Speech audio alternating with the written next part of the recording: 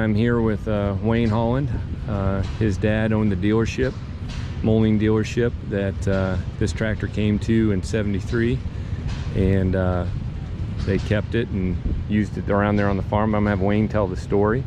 So what can you tell us about it, Wayne? Well, we got this tractor new. Dad got it in as pretty much a floor plan tractor to sell. He sold farm equipment. Minneapolis Moline, started in about '64 selling equipment, and at the time we farmed probably about 1,800 acres, and got this tractor set on the lot for about a month or so, and we was doing spring plowing with it, or not with it, with a 670, and torque went out of the 670 while we was plowing, so I had to get it fixed. Dad went away for the weekend, and my older brother decided that it'd be a good time to break his tractor in. So we unhooked the 670, hooked this tractor on the plow, and proceeded to start plowing ground with it.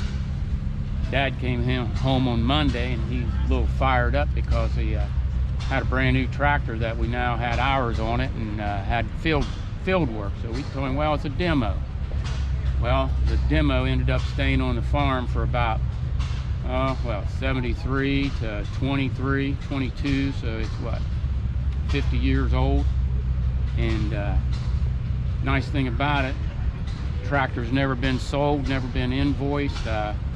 It's been on the farm that whole time, never left. And Dad, he died in 2019, and Andy come along. Dad sold his family a lot of equipment, his grandfather and his uncle, and wanted to know if I was interested in selling it, and I said, yeah. I said, I'm gonna have to, have to clean house, get rid of a few things. So sold the tractor to Andy. We had an aftermarket cab on with air and everything on it, which made it pretty nice. Andy, he took the cab off, which you can imagine after about 45 years with the cab, it was pretty much shot. So Andy put her pretty much back to close to as factory as you can get with it. And, pretty nice tractor, runs almost as good as the day it was brand new. Andy's done a lot of work on it, really took good care of it.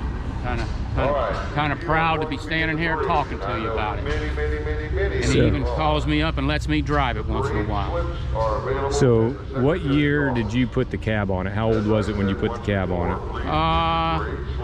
We probably had the tractor for about 3 years, and then we put the cab on. So the cab probably went on it probably 76, 77, somewhere around that time. Is it just because you were using it a lot and you wanted more comfort? And yeah, we was using it all the time. It pretty much became a farm tractor, and I think Dad knew we weren't going to sell it, that we was going to keep it, because it pretty much become the everyday go-to tractor. We put a cab on it. It just made things a lot more convenient, a lot more comfort. Now, did you put the air conditioning on right when you put the cab, or did you put the air conditioning on later? The air conditioning actually got put on probably 4 or 5 years after the cab, and that was a welcome event too. Yeah, I can't imagine without the air conditioning. Yeah, at first I didn't think. Dad said we never needed air conditioning. He'd get on it, open the windows, and go.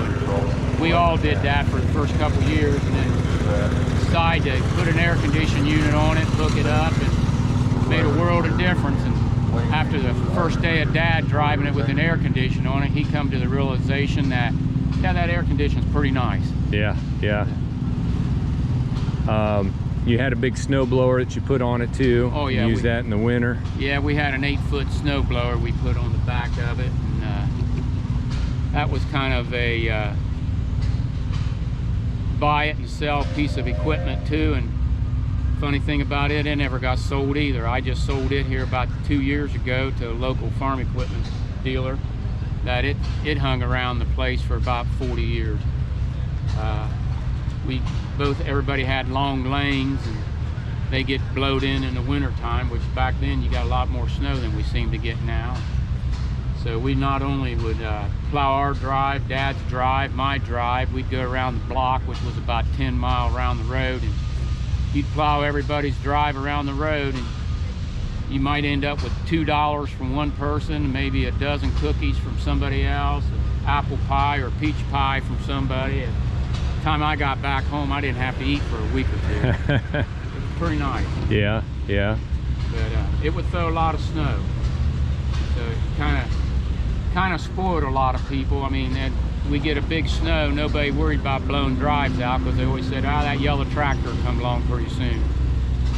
Then when the tractor disappeared, and I'd still get phone calls. Hey, can you come blow my driveway out? And I'd have to say, I don't have the tractor and don't have a snow blower anymore. Yeah.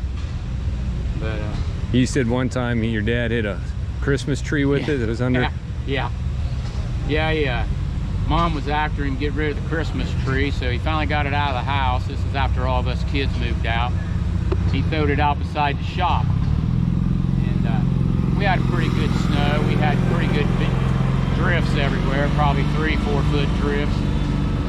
He wanted me to come down and put the snowblower on for him, so I come down, put the snowblower on, and got it all fired up and ready for him. And he said, all right, I just want to blow a little bit around here and I'll be done. I'll put it back in the barn. So I left, went home.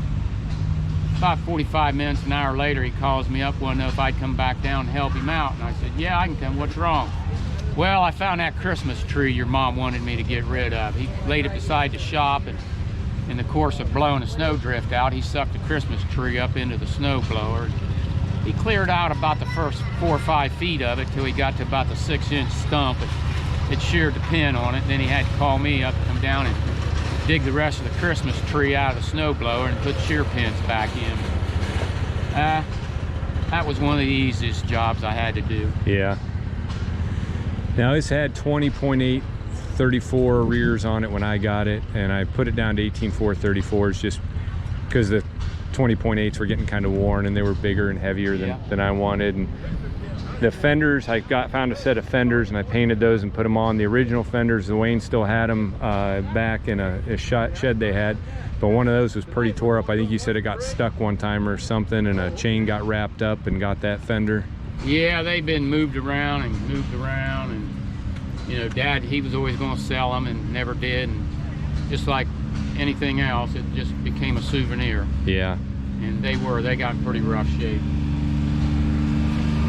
So yeah, that's kind of the story. I kind of had Wayne here today. He drove it in a tractor drive this morning. He's gonna drive it with his grandsons in the parade tonight. I told him when I bought it that every year that we come up here to Plain City, which like I said is kind of the home show, the Miami Valley Steam Thresher show here in Plain City, Ohio, that if he wanted to come up and drive it, it was his while it's here. And I'm glad to have it as part of my collection with the history. And his dad, Francie, was a good man and a good friend of my grandpa's, and he was a good Moline dealer. He went to White's then for a while. What year did he stop selling?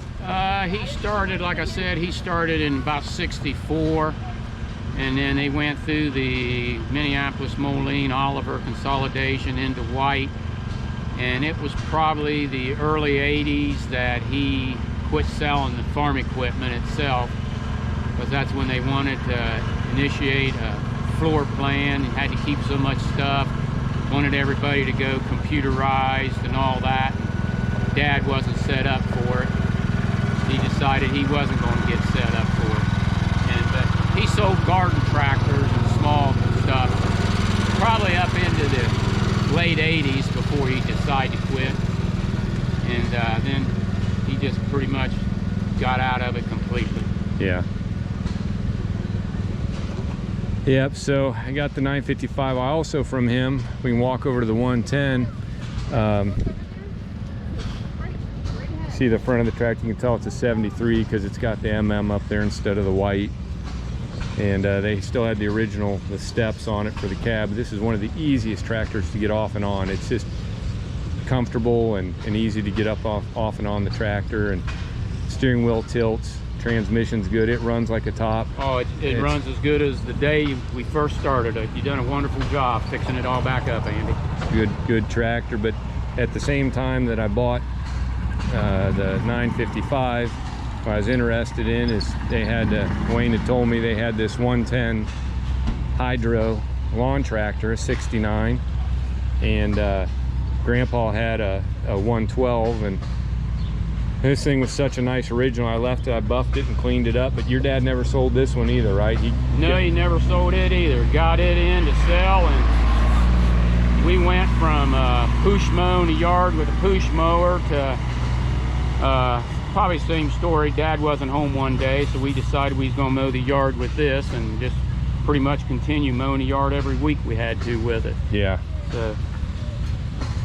So I was able to get it, and really the only thing I did to it was paint the wheels and took the mower deck off. The mower deck was still in really nice shape. I think I put a new seat on it too. I was gonna say, yeah, you think you replaced the seat, but it still runs like a top, and it's a nice little lawn tractor. And again, glad that I could be able to buy it and have a piece of it, and goes well with Grandpa's old lawn tractor that I just got back. So, well, Wayne, I appreciate you talking to me, and I think people will be interested to hear the story on the 955 and the 110. And all right, well, appreciate you asking me. Yeah, you worked for your dad for a while at the dealership, right? Yeah.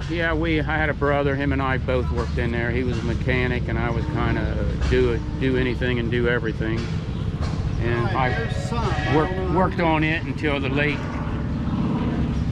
Worked on it, and in the shop there probably till the late 70s, early 80s, when farming industry slowed down pretty good. Then I went out and started my own working. Yeah. Well, sure it was fun working there, but it was interesting. Yeah. A lot of interesting people come in and out. That's good. Dad met and knew a lot of people, and there's a lot of wonderful people still today that's involved in tractors. You'd be amazed. I was gonna say, I just thought popped in my head. Your dad sold one of the 955 propanes also, right? He sold it to a local family down there around London, Mount Sterling. Correct. The Carn family. Harold Carnes, yes. Yeah. And that, I think we were talking about earlier today, there are only 57 of those made. So there weren't many 955s around to go around, and it's kind of neat that he had a propane, so. Yeah, Harold, he had that, kept it on the farm for a long time.